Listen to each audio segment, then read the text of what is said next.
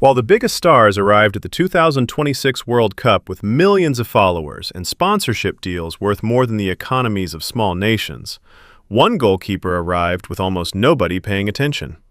He was 40 years old. He played for Cape Verde. He had spent 19 years moving through clubs most football fans had never heard of, in countries most football fans could not place on a map. On the morning of June 15, 2026, Josimar José Évora Dias had roughly 50,000 followers on Instagram. By the time he went to bed, he could not count them fast enough. Within 24 hours, more than 8 million people had followed him.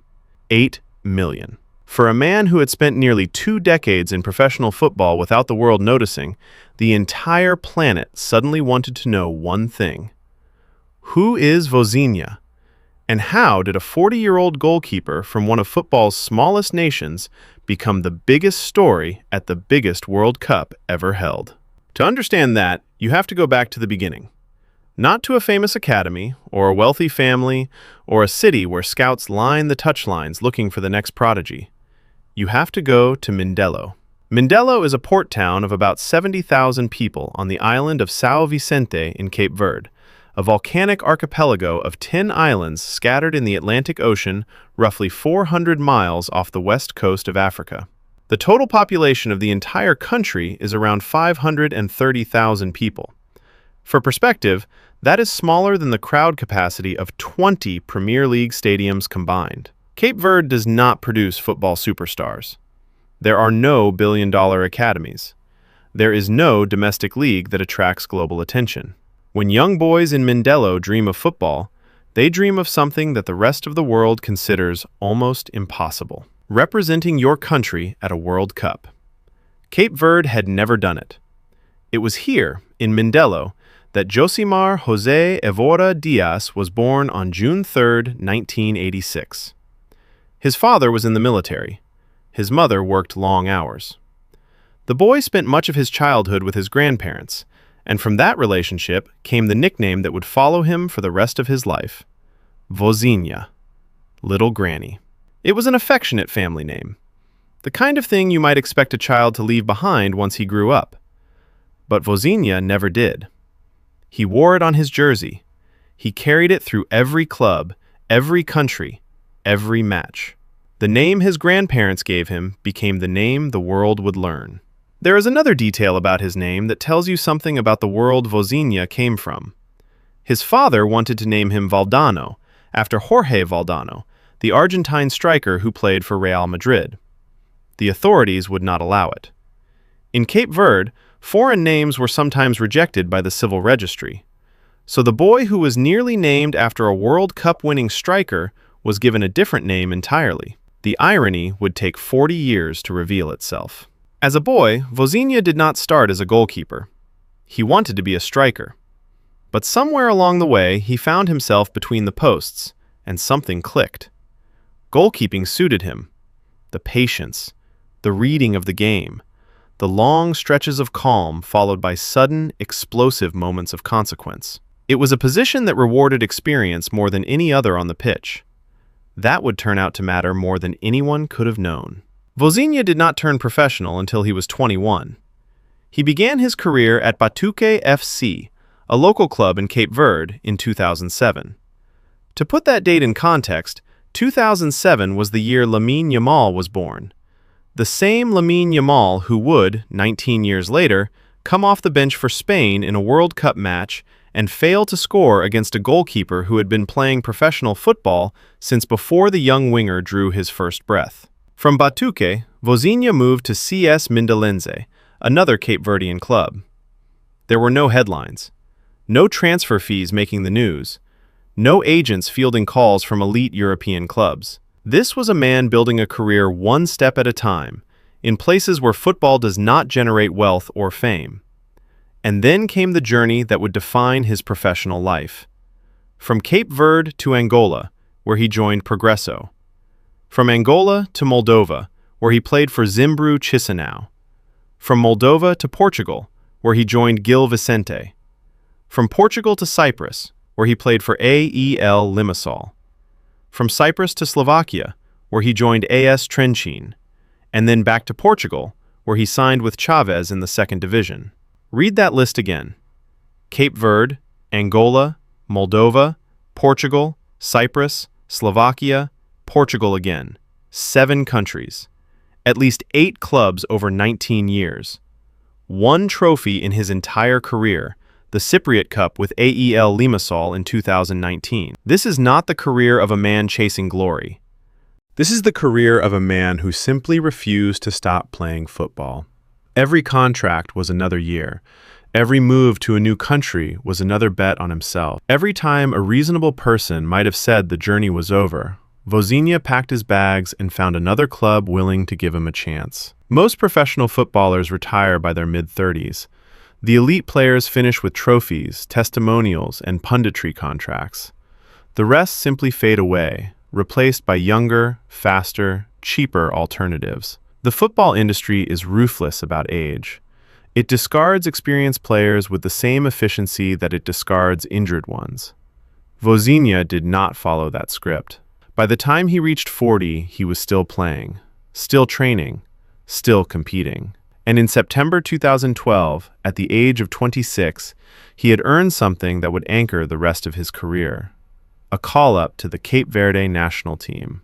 His first cap came on September 8, 2012, in a 2013 Africa Cup of Nations qualifying playoff against Cameroon. Cape Verde won 2-0. Vozinha was in goal. From that point forward, he became one of the most important players in Cape Verdean football history. He played in 4 Africa Cup of Nations tournaments: 2013, 2015, 2021, and 2023. He earned over 50 caps. He was the man Cape Verde trusted in their most important matches, year after year, tournament after tournament. But the World Cup remained in reach. For a country of Cape Verde's size and resources, qualifying for the World Cup was not merely difficult, it was considered borderline impossible. The African qualification pathway is among the most competitive in world football. Nations with populations 50 times larger, budgets 100 times bigger, and domestic leagues generating genuine revenue had all tried and failed. Cape Verde, with its 500,000 people and its scattering of volcanic islands, was not supposed to be part of the conversation. And then, in October 2025, something extraordinary happened. Cape Verde beat Eswatini 3-0 and qualified for the 2026 FIFA World Cup. The celebrations across the islands were unlike anything the nation had experienced. For a country where emigration has scattered Cape Verdean communities across the world, from Lisbon to Boston to Rotterdam, the World Cup qualification was not just a sporting achievement. It was a moment of collective identity. Cape Verde existed on the world stage, and football had put it there. Vozinha was 39 years old when Cape Verde qualified. By the time the tournament began in June 2026, he was 40. The draw placed Cape Verde in Group H alongside Spain, Uruguay, and Egypt. Spain, the reigning European champions, were among the favorites to win the entire tournament. Lamine Yamal, Pedri, Rodri, Nico Williams, Ferran Torres. The squad was stacked with players whose individual market values exceeded the GDP of entire Caribbean nations. Cape Verde were the 6th lowest-ranked team in the 48-nation tournament. Nobody expected them to compete. The question most analysts asked before the group stage was not whether Cape Verde would lose to Spain, but by how many goals. June 15, 2026. Mercedes-Benz Stadium, Atlanta, Georgia. Spain versus Cape Verde. The opening match of Group H. From the first whistle, Spain did exactly what everyone expected. They controlled possession. They pressed high. They moved the ball with the precision and confidence of a team that had won 10 out of 10 qualifying matches and conceded just 4 goals. Cape Verde were pinned back, forced to defend for long stretches, absorbing pressure in ways that would test the endurance and concentration of any team in the world. And then the saves started. Ferran Torres found space and fired toward goal. Vozinha stopped it. Pedri worked a clever passing move that opened up a shooting opportunity. Vozinha was there. Aymeric Laporte drove a header toward the corner.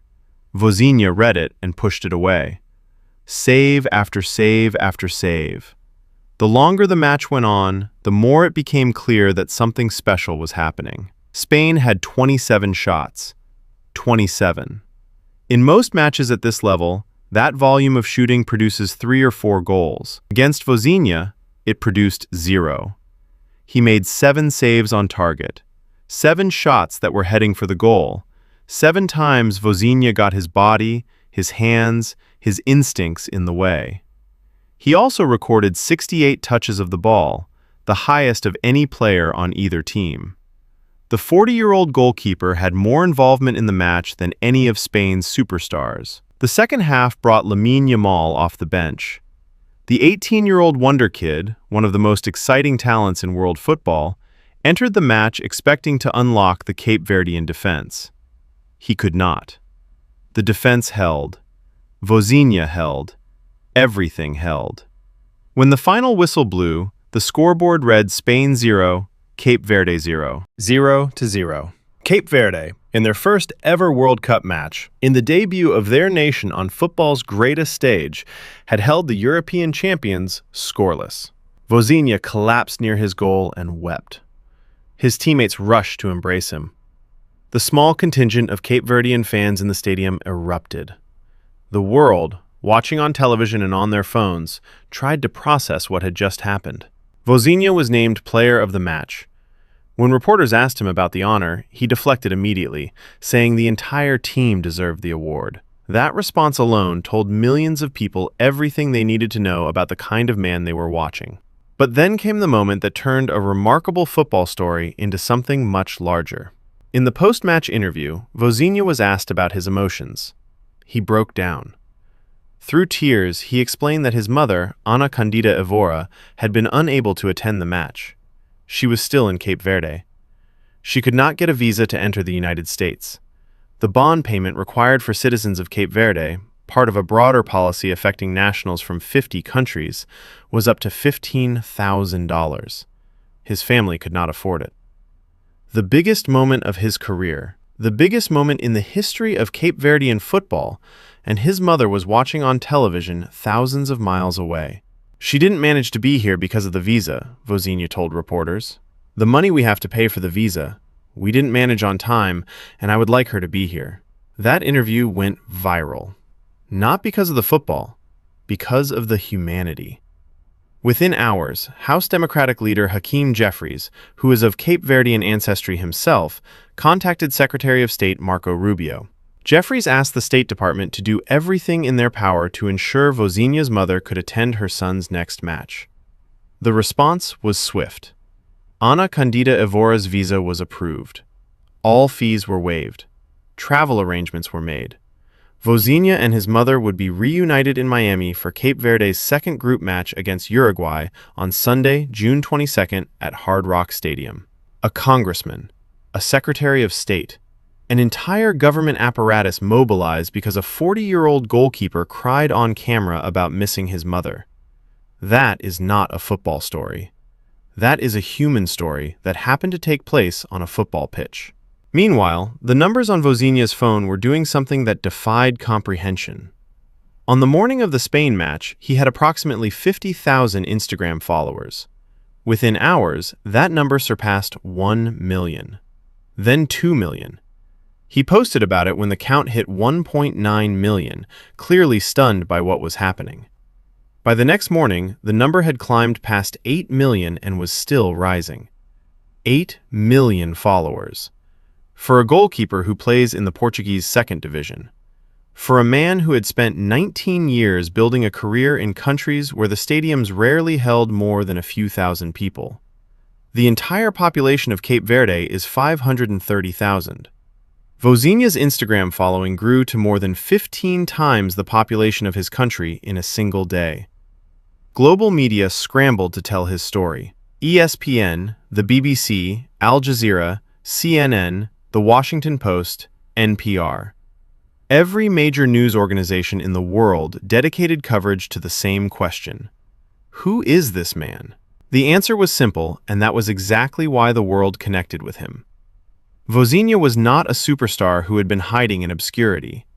He was a man who had worked quietly for 2 decades, never expecting the spotlight, never demanding recognition, never assuming that the world owed him anything. He showed up.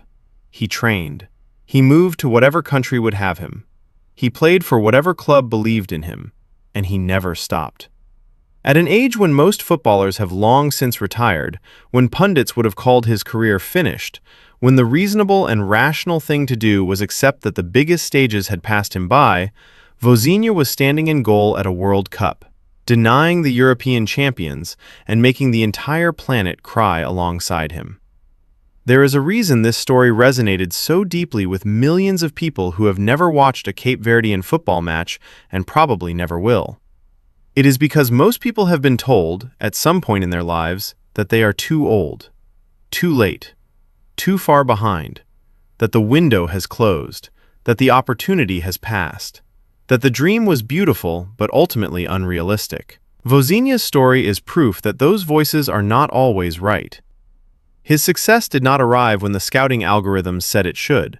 It did not arrive at 22, when most elite careers take shape. It did not arrive at 28, when players are supposed to hit their peak. It did not arrive at 33, when the best goalkeepers are often at their most commanding. It arrived at 40.